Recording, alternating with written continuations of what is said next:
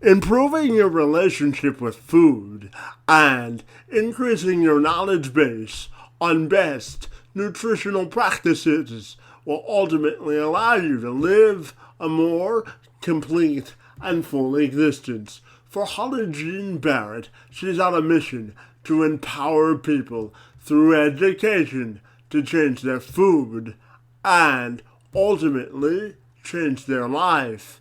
She's a functioning nutrition and holistic wellness educator who also hosts a podcast called Low Carb Conversations, where she dives into the latest health headlines with industry experts. She joined me this week to discuss her work on how she helps people live healthier, eat smarter, and ultimately feel better about their whole self.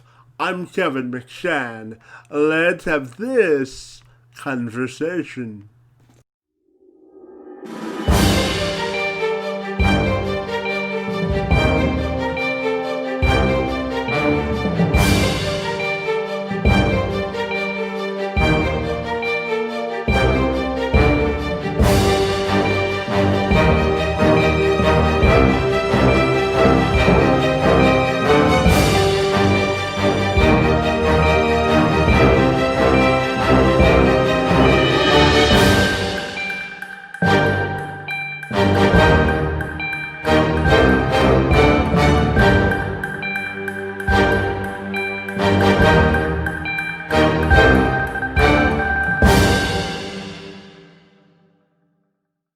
I began my conversation with Barrett by asking her to expand upon her signature slogan, empowerment through education, change your food, change your life.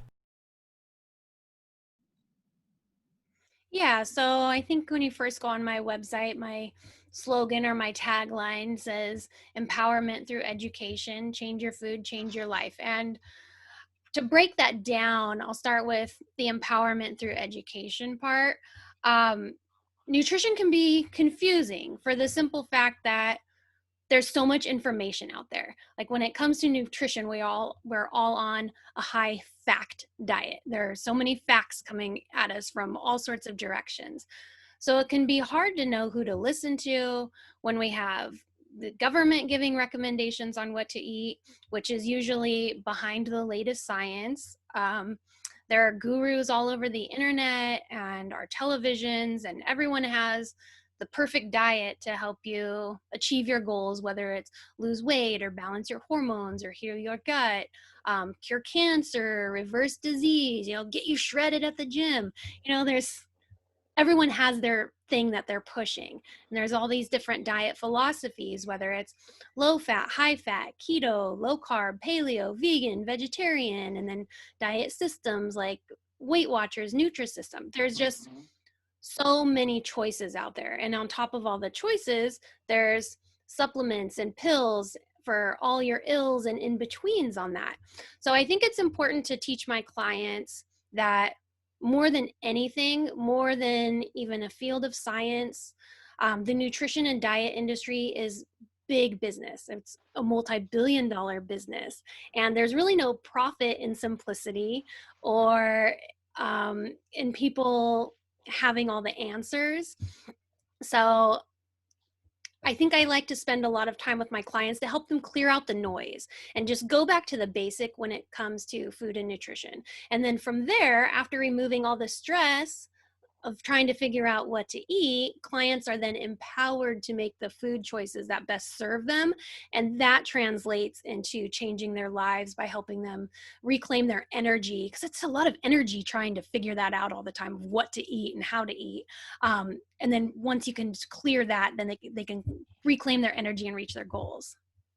And I know that your company, Rabbit Holistic, helps people in your programs, people improve their relationships with food through a combination of proven nutritional principles and effective behavioral change techniques. Can you tell me more about that? Yeah, so we're all on a nutritional journey. We're all in a relationship with food, and that relationship with food's an intimate one. We've been closely in it our whole entire lives, and just like our relationships with humans, our relationship with food can be either great and happy or balanced, but it could also be dysfunctional, messy, complicated, challenging, and sometimes it could even be abusive. So, in my experience with my clients and through my own journey, I've learned that sometimes for people to truly break free from those yo yo dieting cycles or those patterns of gaining and losing weight, they need to explore the patterns and behaviors and the habits that keep them stuck. And those patterns are housed in our subconscious. And realizing this, I went on to study human behavior and psychology as that behavior is dictated by our subconscious mind. And I received a certification as a self-sabotage coach. So now I can combine that with my nutritional training. I can apply this training to very effectively help my clients like get through those breakthroughs that they need to reach their goals, and their full potential. And could you also give me your definition of what exactly nutritional therapy is? Yeah, so nutritional therapy, my training as a nutritional therapy practitioner, the belief is that the body will heal itself if given the right information and food. So, nutritional therapy is like the practice of healing your body holistically and enhancing its efficiency through proper nutrition. And it's based on the philosophy that illness will happen when the body is imbalanced due to poor diet or improper lifestyle. um, so things like illnesses such as weight gain or brain fog, fatigue, depression, those can all be rectified by eliminating the root cause itself. And so this form of therapy just works to identify the root cause, and it imparts like a nutritional healing protocol designed to help clients pave their way to a healthier lifestyle. And I'm curious to also know what's the best part of your job from a personal perspective. How would you define happiness and success at work? Um, to me, for that, I think being in alignment. Um, I am happy. I'm happiest and most successful when my personal life and my work life are in alignment, meaning we're working towards the same thing. Um, it's hard for me to be really effective with my clients and helping them reach their goals in health if I'm not taking care of my health. Um, and so when I have those two things aligned, that's how I feel successful, and that's when I see the most success. And I know your main clientele is families and children, and you help them sort of get on the right nutritional path. So I'm wondering how you help people, particularly if they have families, keep a consistent and healthy nutritional diet. That is the $1 million question. That's what everyone wants to know. How do I stay healthy? How do I keep my family healthy? Um, for me, it is my core belief that if we want to raise healthy children, physically and mentally, then we need to be healthier adults, because healthy parents raise healthy children. So, all humans, we learn by scanning and taking in our surroundings. It's a primal survival skill of our subconscious.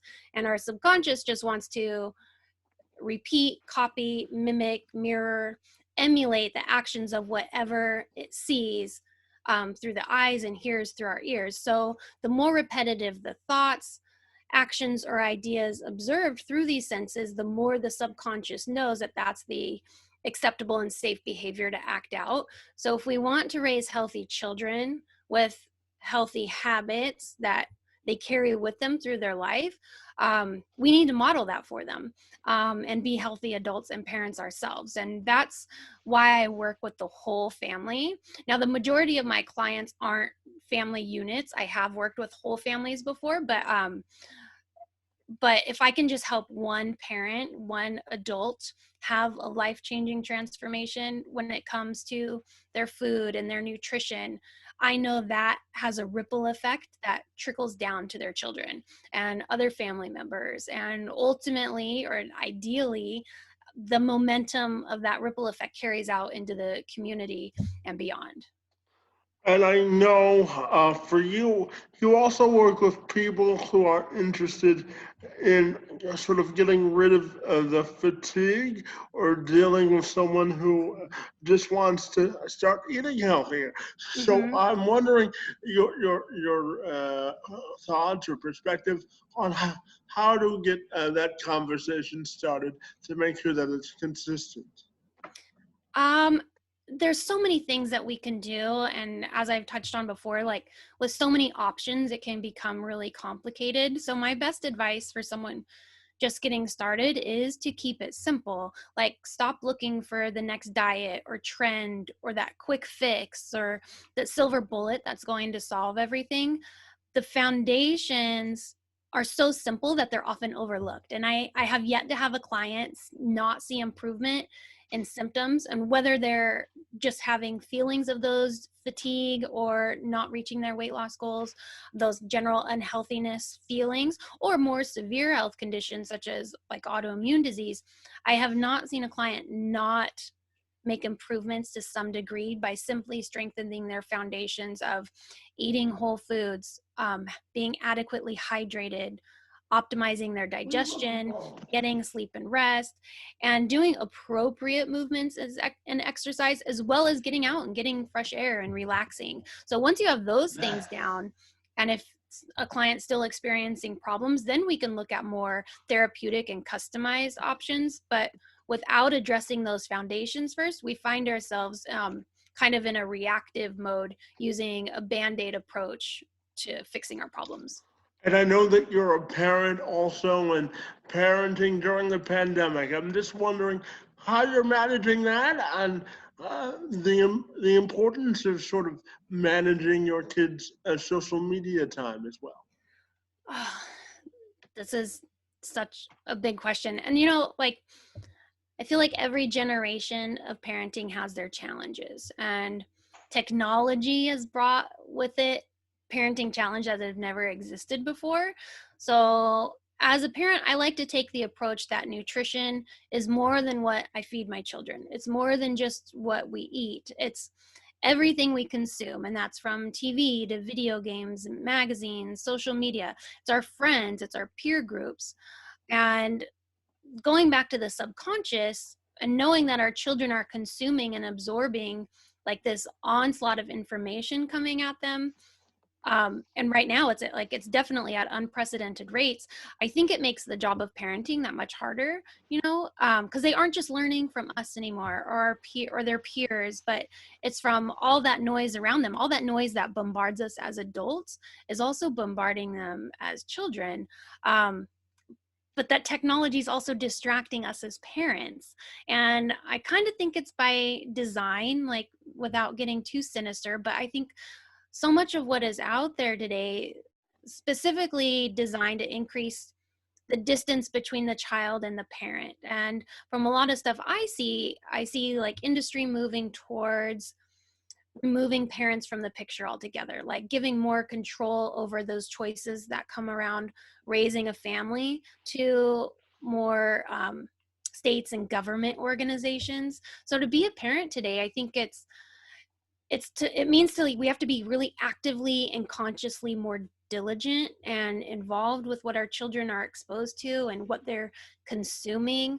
And just kind of real quick as like a little aside, as a mother, I see a very targeted and specific challenge with being a mom with what I call like the wine agenda, where you see those memes that make it funny for moms to be drinking wine all the time. And that's kind of becoming like a societal norm for moms to be drinking wine all the time. And I'm not saying I don't drink, but it's this messaging. So that it's challenging in a couple ways because one, as we know, like our subconscious, it has the very specific job of making sure that we fit in with our tribe, our family. So this messaging is telling moms, excuse me, that to be a cool mom, we have to be drinking regularly. And this further kind of distracts the mom. It distracts us, giving more power to the devices, because we're saying, here kids, play on your device or watch TV while mommy has a cocktail or something. But it also sends the message to our kids that drinking regularly is safe. It's a way to deal with a hard day. It's normal. And we're showing them that that's acceptable behavior to copy and mimic. And lastly, on this point, like, I think it's also the most destructive point, is that our children are receiving this message that they're so difficult and such a burden that drinking alcohol is essential in order to survive parenting them. So parenting definitely has their challenges and specific challenges as a mom. Absolutely. And just one follow up on that regard, how are you dealing with educating your kids these days? I'm just curious to get your thoughts on that. Good question. We were already a homeschooling family, so I will say we definitely had the advantage there, because we didn't have to do that awkward transition of just being thrown into it. So I think my children's lives have stayed relatively normal compared to their friends. So we were lucky there.